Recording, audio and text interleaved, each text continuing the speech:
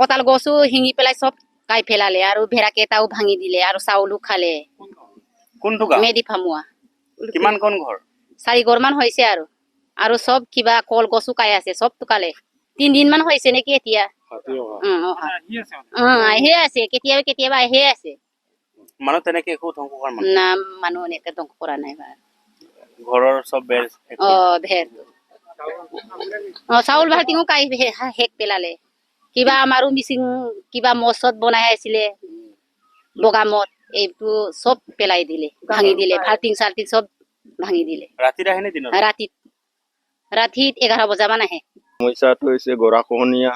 daily আমাৰ 2-4 ঘৰ গড়টো গৈয়ে আছে গৰাখহনীয়া কবলত লগতে আমাৰ এই হাতীটোৱে আহি পেলাই আমাৰ ধান খেতি নষ্ট কৰিছে লগতে গড় চৰ ডেইলি মানে তাৰ পিছত এটাকে ভাঙি গৈ আছে গতিকে চৰকাৰে অলপ চাই পেলাই মৰম কৰি আমাৰ গৰাখহনীয়া কবলত পৰা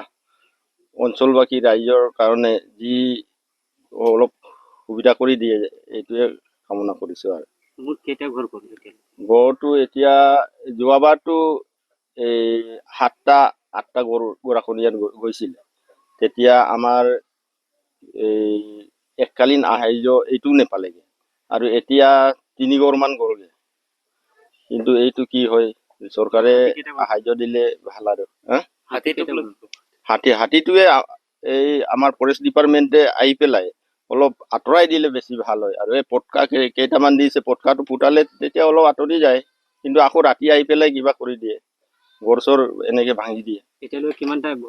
এতিয়া শুনামতে মেডি ফাৰ্মত 4 ঘৰ গৈছে আৰু এইফালে আমাৰ ইয়াত যোৱা ৰাতি এঘৰ এইটো কৰিছে তাৰপিছত তাৰ আগতে হাওদান আছিলে হাওদান কিনি পুৰা নষ্ট কৰি পেলালে ৰাতি হোৱাৰ লগে লগে ভয় আশংকাত ভুগি থাকে আৰু কোন পাৰে কেতিয়া আহিব এইটো ক'ব নোৱাৰে পচ্ছে ইয়াত তাকে তাৰপিছত বেলেগ জেগাত পচ্ছে ওলাই যায় ৰাতি এইটো কাৰণে মানুহবিলাক অলপ মানে আশংকাত ভুগি আছে আৰু চৰকাৰে অলপ কিবা কৰিলে ভাল আৰু